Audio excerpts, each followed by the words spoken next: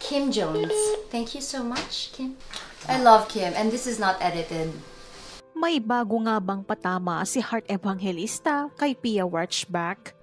Lalo na namang nagliyab ang kinasasangkutang isyu ngayon ni Pia Wurtzbach matapos ang umanong patutsyadang post ni Heart. Sa Instagram Reels ni Heart, ipinakita nito ang imbitasyon sa kanya ng Fendi. Sulat kamay ang imbitasyon ni Kim Jones, ang creative director ng brand.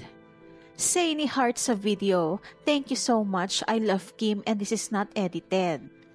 Ayon sa netizens, ang patama di umano ni Heart ay may kaugnayan sa kamakailang post ni Pia na video na kuha sa fashion show ng Carolina Herrera brand.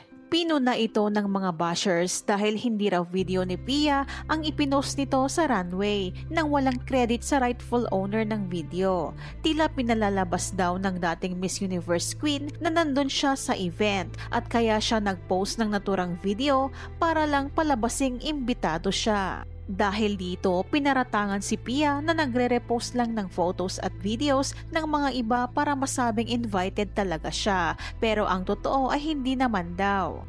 Mukhang aware naman si Pia sa mga hanash na comments sa kanya kaya inedit niya ang caption at inilagay ang video courtesy credits. Kaya naman sa mga sumunod na post niya ay pinagdududahan na siya at lagi nang tinatanong ng ilang netizens, lalo na ang bashers at haters, kung talaga bang invited siya sa fashion event o kumuha lang sa iba at nagrepost.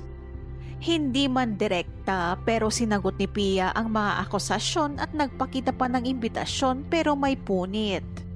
Ayon sa kanyang caption ay imbitado siya pero hindi siya nakapasok dahil na-late lamang siya ng ilang minuto. Subalit hindi pa rin kumbinsido ang kanyang mga bashers sa kanyang paliwanag. Kaya naman sa bagong patutsyada ni Heart, inaasahang lalo pang hahaba ang isyong ito. Dati nang pinaghinalaan ng netizens na pinatatamaan ni Heart si Pia dahil pinasuot ni Heart ang Bulgari necklace nito sa kanyang pet na aspin na si Panda.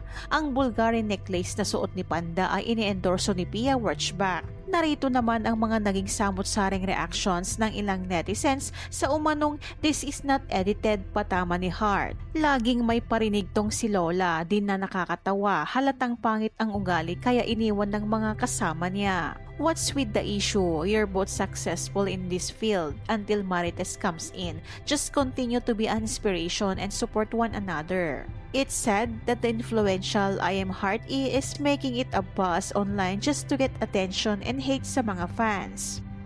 Ito ang legit fashion icon, hindi yung sapilitan. Baguhan nga lang ambisyosa. Heart is Heart and she is the queen of...